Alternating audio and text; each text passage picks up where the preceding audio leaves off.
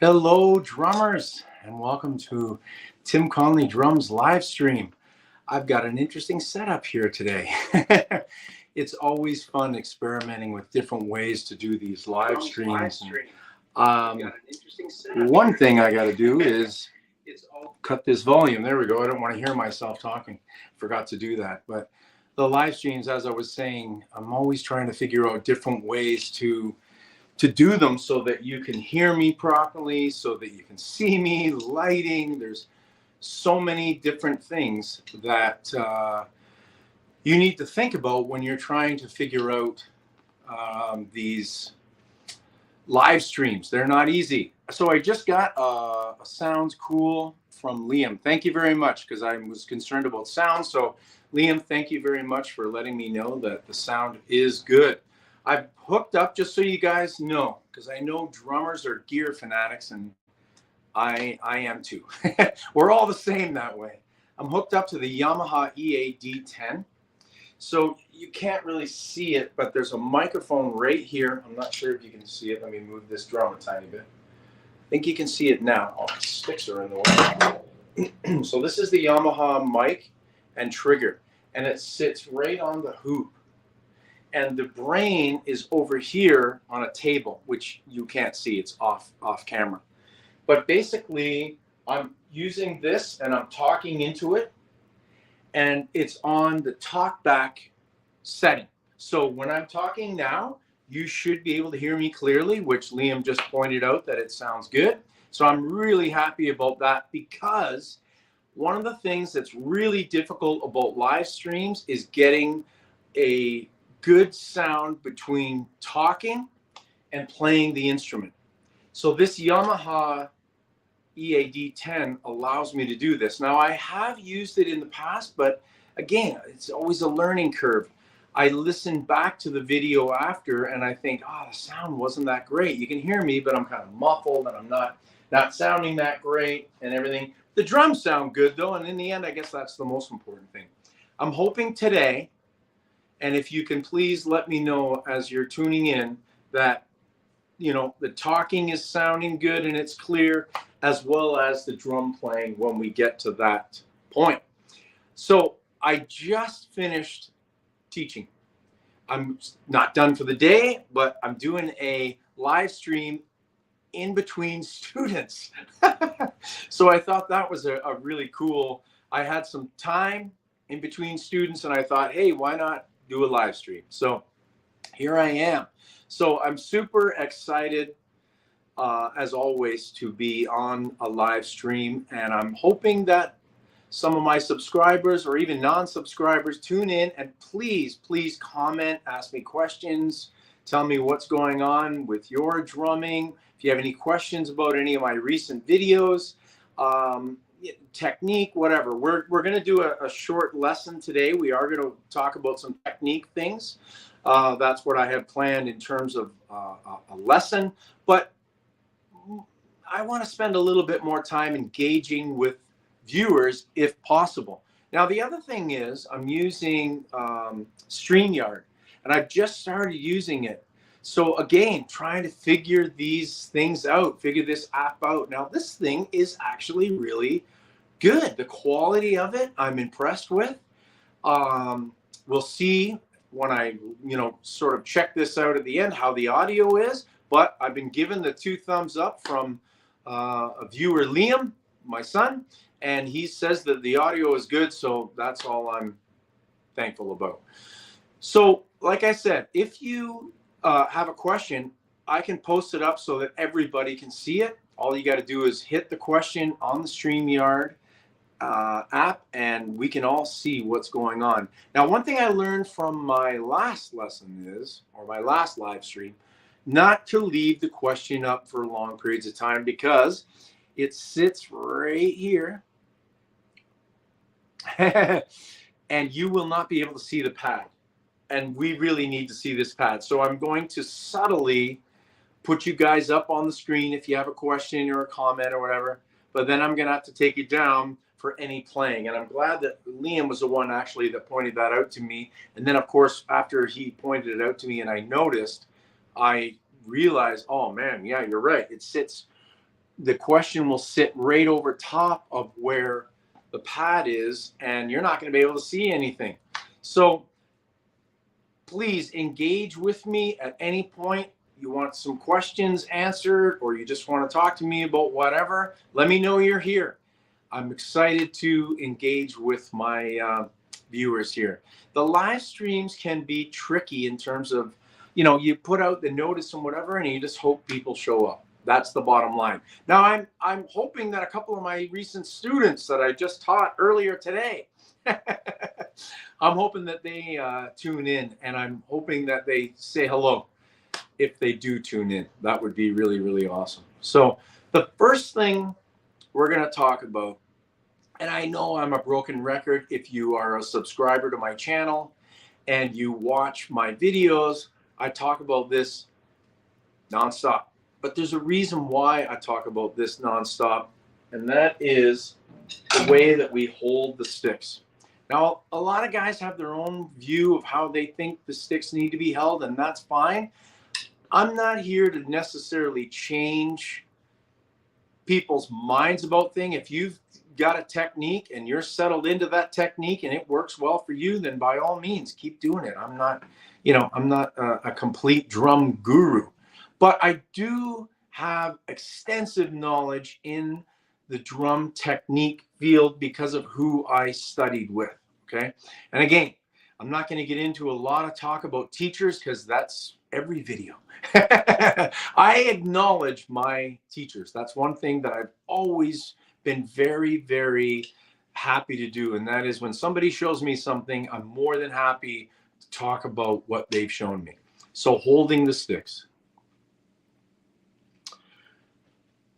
This is the way that I hold the sticks. And in my opinion, this is the best way to really get what you need out of the stick. And I'll demonstrate on the pad here in a moment. What's happening is we've got a fulcrum position where the stick is allowed to move in this fulcrum, okay? Now, this is not just geared at these. When I'm talking about holding the stick, you think, well, that's the absolute fundamental, the absolute basic. Yes, it is. But listen, I've taught so many pro drummers that don't know how to hold the sticks, or they think they're holding the sticks correctly. Then I show them the technique that I use, and all of a sudden, a whole new world opens up of the sticks moving faster, the bounce is starting to happen, and then we developing the free stroke. Okay, so this is the first step to developing the free stroke, is allowing the stick to do its thing. Allow the stick to move. I can't tell you how many drummers that I have seen over the years of teaching that come to me, and I have to revamp everything. Everything goes right back to day one. Now, some guys are okay with that. They'll say to me, hey, man, you just show me. I'm here because I want to learn your thing, and I want you to show me what you know, and I'm here and I'm an open book. And that's the best approach. That's the way I approach my own lessons. Speaking of lessons, not this Thursday, but next Thursday, June 13th, I'm off for a 3-hour masterclass lesson with the infamous drummer Todd Zuckerman. So I'm extremely excited about taking some lessons with Todd. Really excited about that. That is going to be so awesome. Anyways, back to what we're talking about here. Now, why is that finger sticking out? I know you guys are watching this and going, his finger is sticking out. Why is he doing that? The reason that my finger is sticking out is because I'm getting it out of the way for this to happen. Okay, so this is the free stroke open position, otherwise known as the exercise for the free stroke.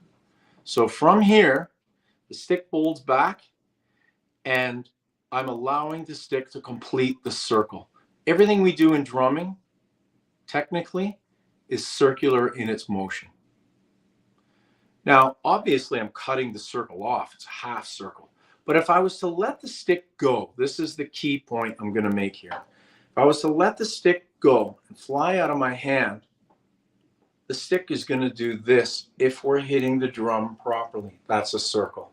So when I'm talking about the stick moving in a circular motion, That's what I'm talking about, is the stick coming back and moving back like this. So allow me to show you what I'm talking about here. You can see on the drum, when I hit this, I allow the stick, to bounce completely back. Okay? It's coming right back in one motion. There's no pull. That is not happening. That's going to slow you down. This, one motion.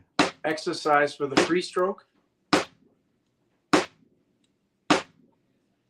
That's what you want to do. Get the stick to move. Okay? Now, as we get tighter to the drum, the circle gets smaller. So that's the full circle for the purposes of what we're doing in drumming. The full circle technically is if the stick spins off, as I discussed earlier.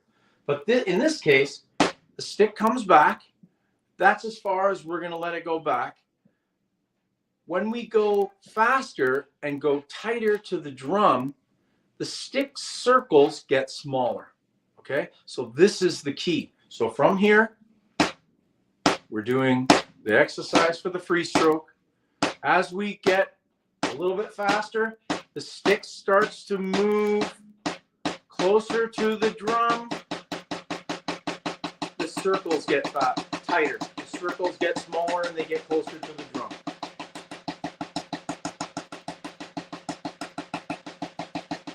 That is still a circular motion.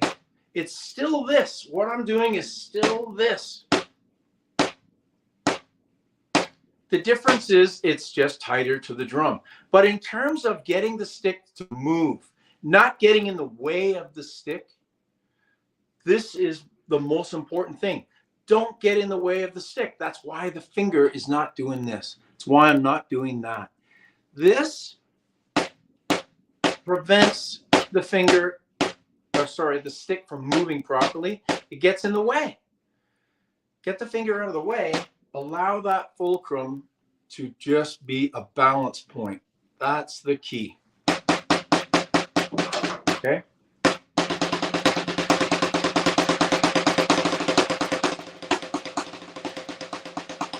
Allowing the sticks to bounce.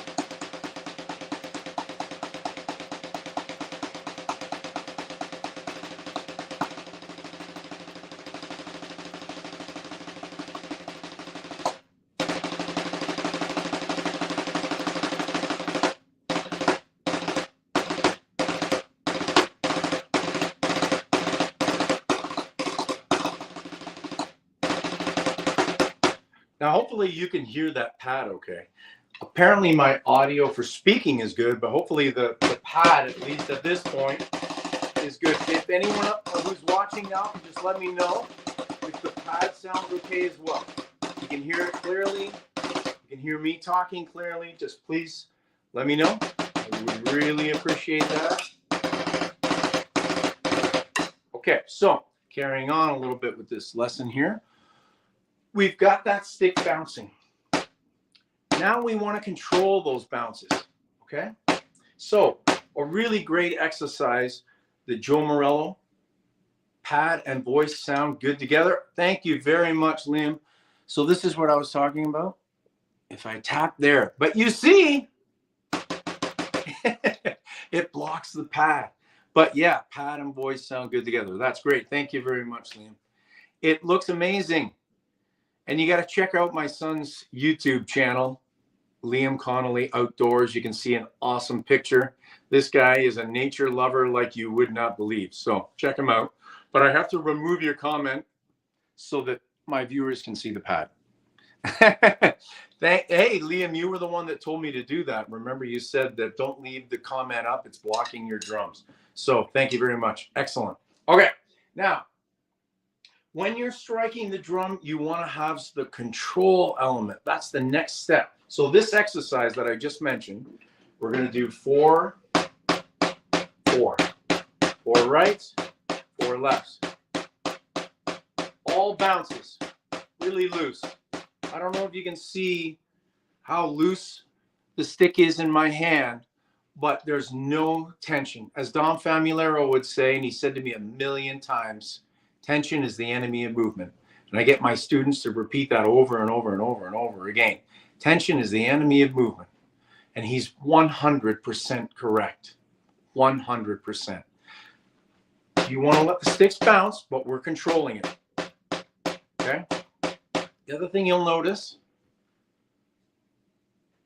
I can fit a stick right in there.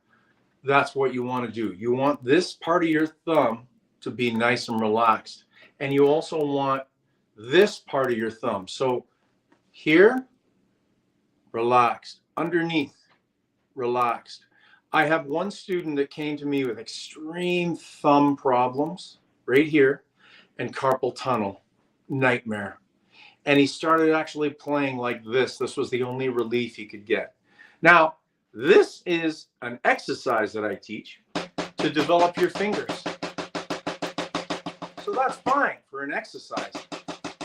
But unless you're Carmine Apiece, who used to actually play like this quite a bit, but he would play like that so he could do this.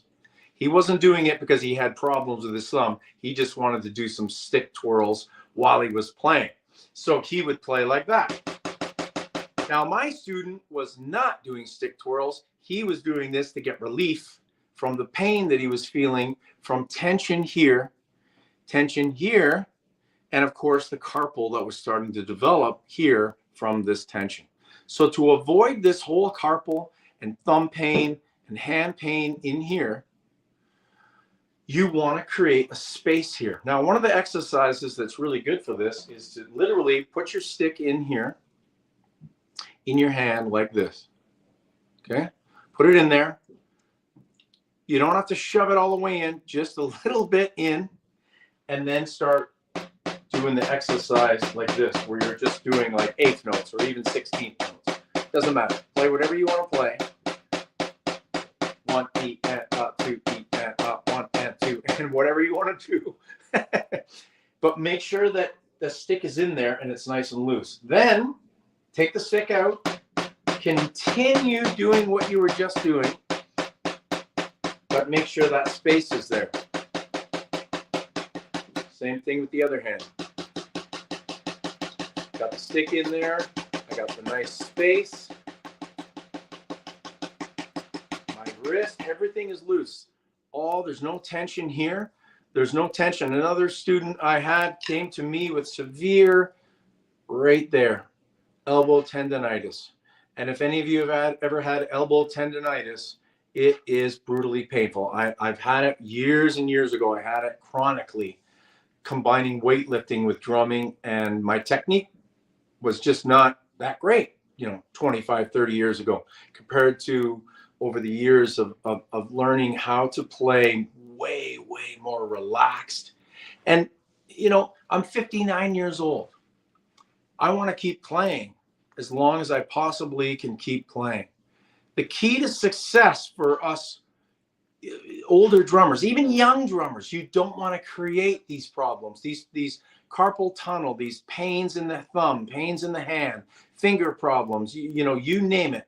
It's all going to be caused from bad technique. I'm sorry, but it is absolutely true. You might think your technique is great, but I'm going to tell you right now, it's not, until you learn how to get the stick to move without this constant fight that's always going on. There's always a battle between the drummer and his sticks. Some acknowledge it and seek out help, and you go to a guy that really knows what he's talking about. Like, Freddie Gruber always comes to mind for me as being a genius teacher that really understood ergonomics. He understood the way the body moves. He understood the way the stick sat in the hand. And he's a guy that I have also turned to and really tried to soak in as much of Freddie's teachings as I possibly could, because I thought he was brilliant. And I really, really thought that the way that he taught was one of the best ways to handle the stick.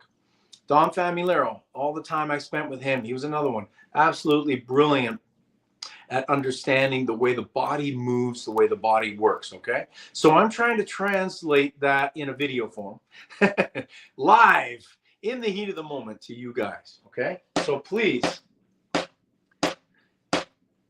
get the stick to bounce. Do not fight.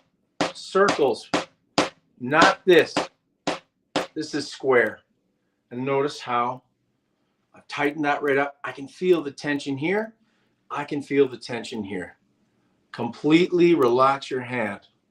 Completely relax your hand. Put the stick inside of it in a completely, everything is relaxed situation.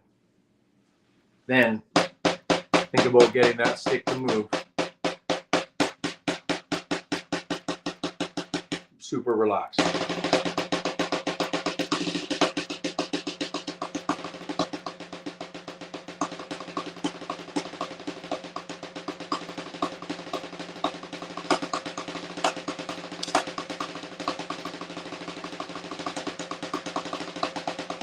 I'm doing all single strokes here. The other thing I want to talk about is some double strokes. When we're playing doubles, two approaches that I take is an even bounce with the doubles. Okay, so you're bouncing the strokes evenly. Nothing changes with what you're doing here. Nothing changes with how the stick sits in this pad part of your hand right there. The stick sits there, nice and loose and relaxed, and you're moving your fingers to get that stick. So you got to bounce, and then you're doing this, all of your fingers. This is a no-no, huge no-no. And I have an interesting story about this technique.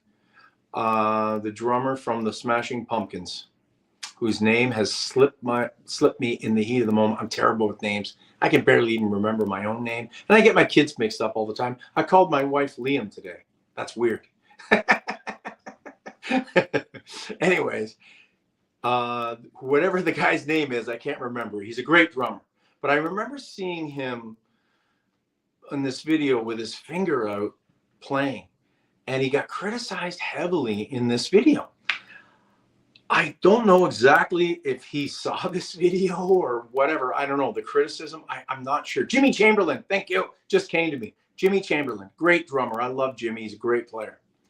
But I do know that he went and took some lessons with Don Fanilero. And when he took those lessons, it changed his technique. He started doing this. When he started doing this, everything changed for him. He's a great drummer to begin with, but this made him even better. So I saw him in a recent video playing in a drum clinic in a music store, and he was using his new technique. Phenomenal. Phenomenal. Can't remember the name of the music store where he was playing. Jimmy Chamberlain, his technique has really dramatically improved. And like I said, I have no idea if it had anything to do with that video that I saw when people were dragging him through his mud, throwing him through the mud. What's up with the pinky? You know. But I did notice that his technique changed dramatically, and I'm not sure how much time was between the two videos. I'm going to estimate probably 12 or 13 years, around there.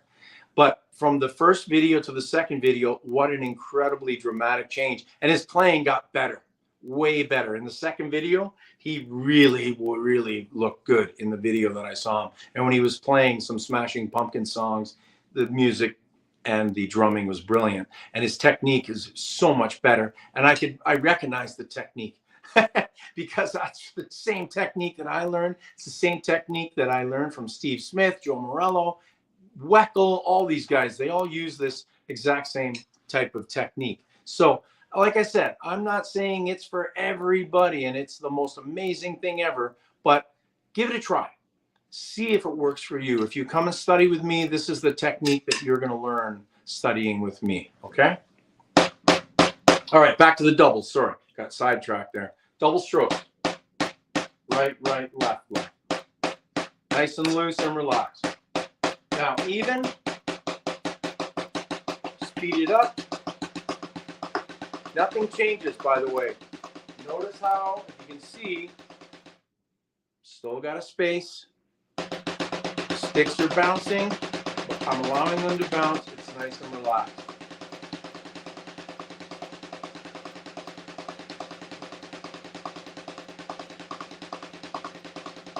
Nice and loose and relaxed, and I'm very calm and I'm breathing. I remember going to see Omar Hakim in a drum clinic. The guy must have talked about breathing for 45 minutes. he really thought it was important. At the time, I was like, oh my God, play the drums. This was about 25 years ago. But he was right. Breathing is hugely important.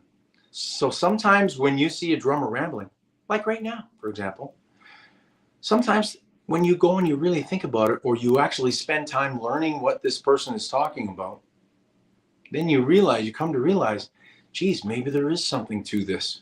So please don't dismiss what I'm giving you today. This is really good information, and I enjoy sharing it with not only my paying drum students, but also my YouTube subscribers and viewers. I really enjoy the whole YouTube thing. Anyways, back to the doubles. This is the second way that I play doubles, and it's the way that I play doubles the most. So the first way I showed you was just balance strokes. So 5-stroke roll, nice and balanced the strokes, okay? The other way I like to play these doubles is with a second stroke accent. And this is originally I learned this from my drum teacher many years ago, but then it was emphasized with Don Famularo, who learned it from Jim Chapin, and also I learned this Joe Morello as a technique from Joe Morello as well. So what you're doing is the second stroke of the double is getting that accent.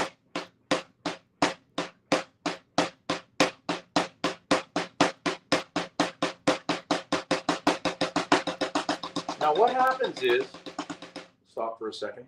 What happens is, as you speed that up, the accents actually sort of disappear. And because you're going strong on the second accent, there's a balancing out of the two doubles that makes the roll sound really efficient. Now, this is a no-no. Accenting the first stroke. You don't want to do that because it sounds sloppy when you speed it up. And it all sounds like single strokes. It sounds like you're doing this. And it just sounds sloppy. And the second stroke is dead. So it sounds like you're just playing an accented single, really. So we want to get that second stroke to come alive. How do we do that? Accent the second stroke to make it sound smoother. So I'll demonstrate here.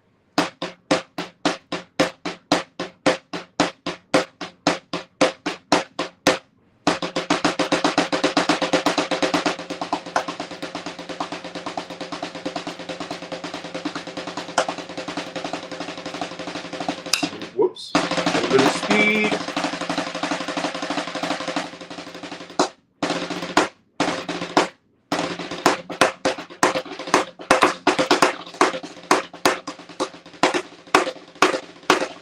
So when you're playing those doubles, and I know that at first it seems like it's impossible. How do you develop this technique?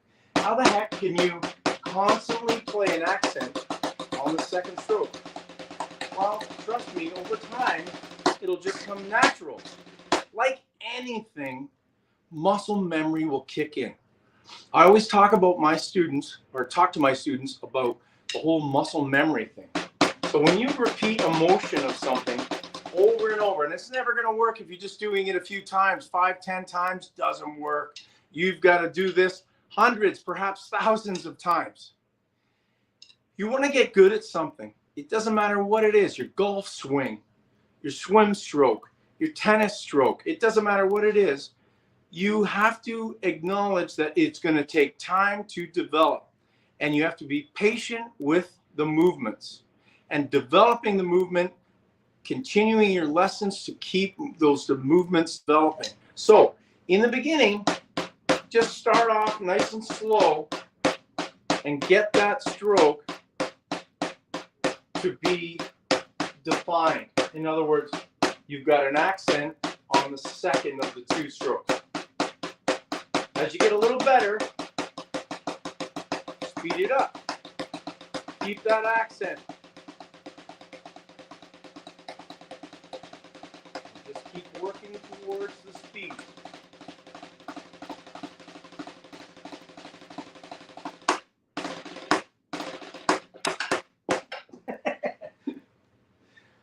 live performance, people.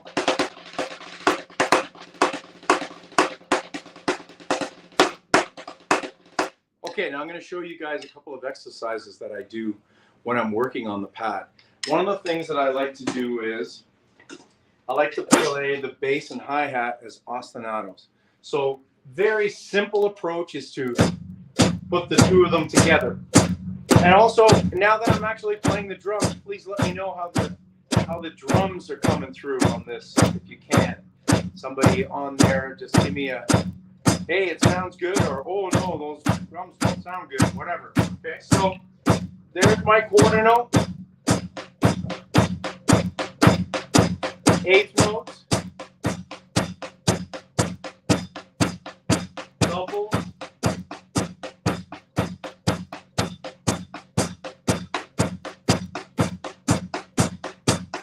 my accent,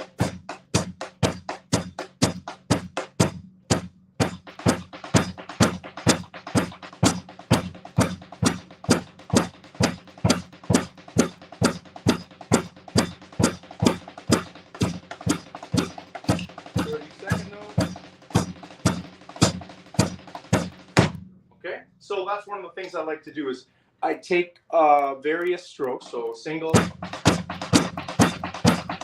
doubles, whoops, 3, 4, singles, doubles,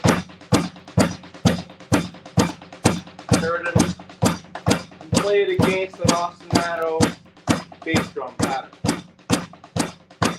Singles, doubles. Now you'll notice doing that accented double in there. Okay, so that's one of the things that I like to do is to not just play on the pad itself, but I like to play various ostinatos. I just gave you a very simple one, quarter notes, with both feet together playing that quarter note. Now there's many, there's millions of ostinatos. One of the great drummers that I always enjoyed in terms of ostinato playing is the drummer Terry Bozzio, or Bozio. I'm not exactly sure how it's pronounced, but Terry, he had some drum videos out years ago that I always enjoyed, and he would play usually a foot ostinato quite often, and he would play different melodic things with his hands over across that massive drum kit. If you've ever seen Terry's kit, it's freaking ridiculous. The guy would play like almost orchestral pieces on that drum kit, and he would play ostinatos on his feet against that. And I translated that. That was back in the 80s that I saw him do that, and I just translated that to being able to take whatever you do on your pad and also involve the feet. Now, like I said, you can come up with many different patterns. I just gave you one today. I'll give you one more, which is one that I enjoy. It's a little trickier though.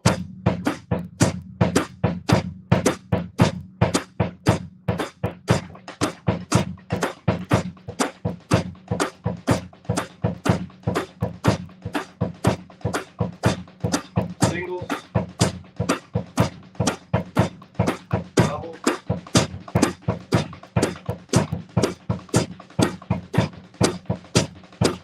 paradiddle,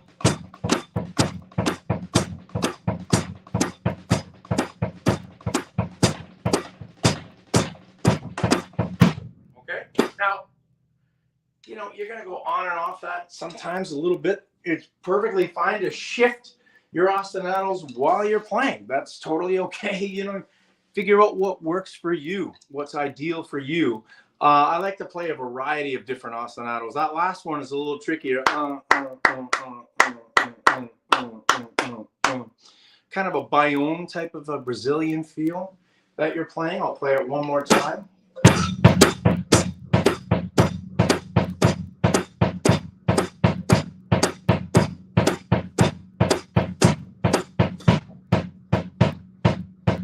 Foot, left foot, just playing quarter notes. 1, 2, 3, 4.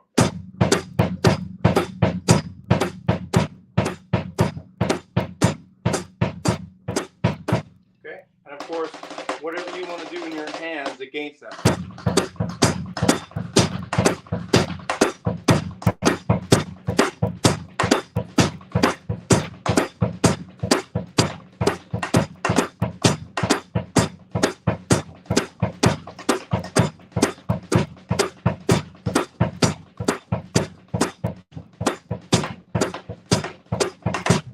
Okay.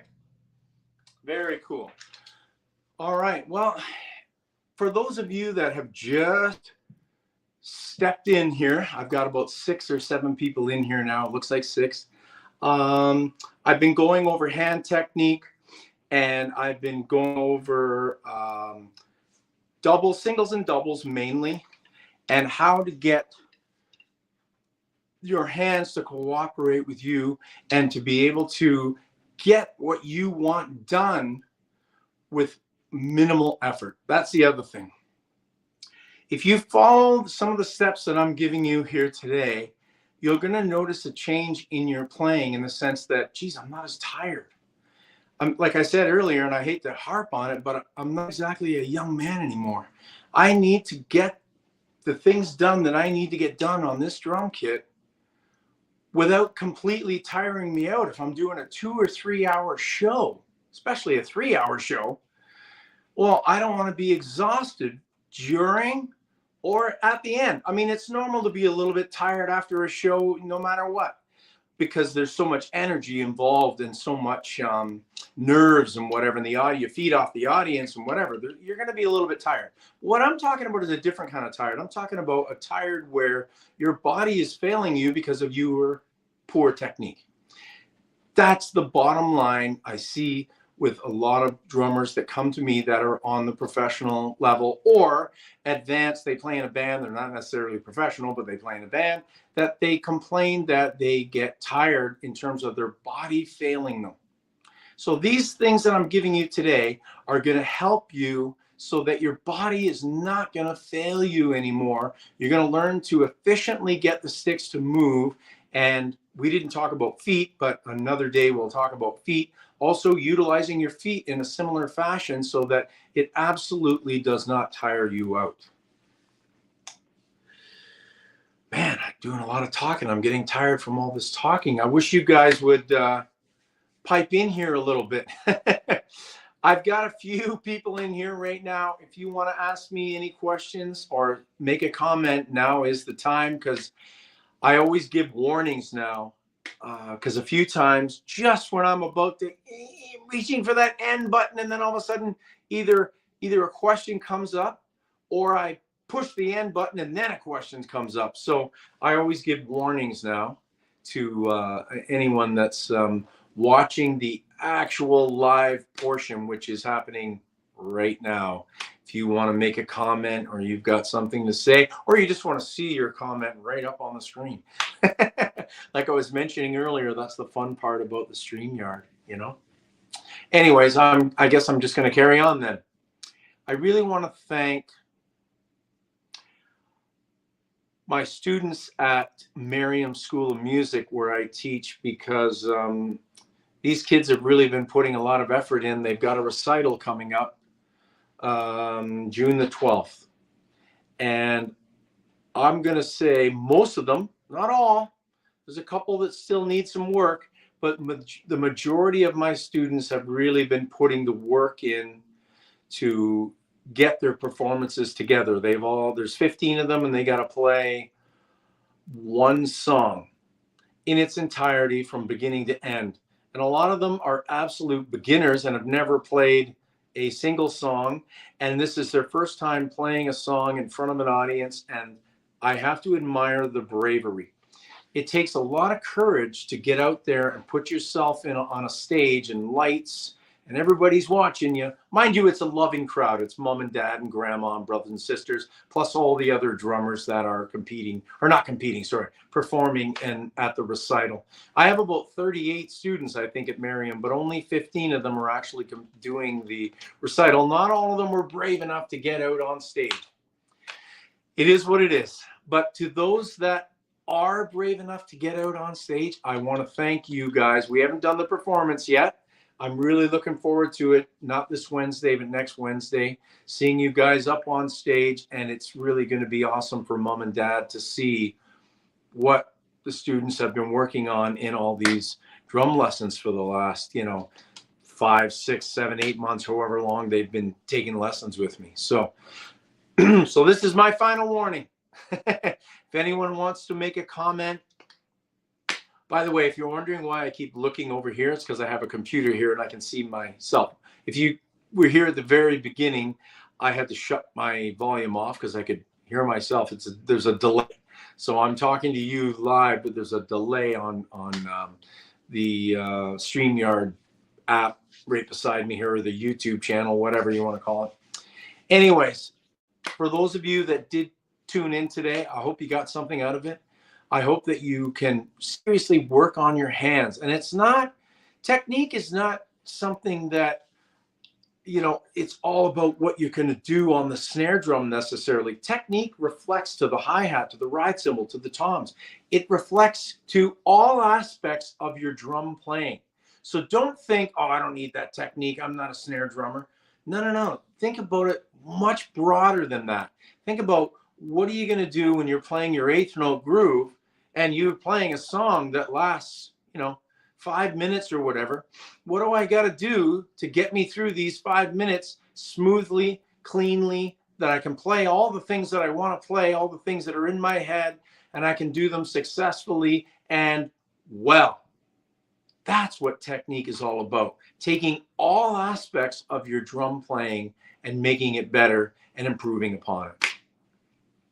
All right. Well, now I'm tired, but I'm not tired from drumming. I'm tired from all this talking that I'm doing.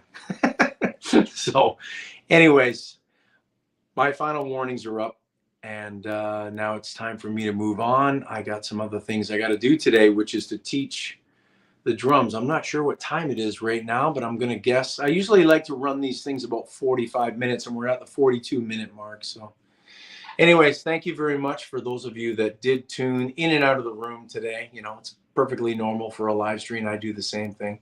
I want to thank you for joining me, and work on your technique.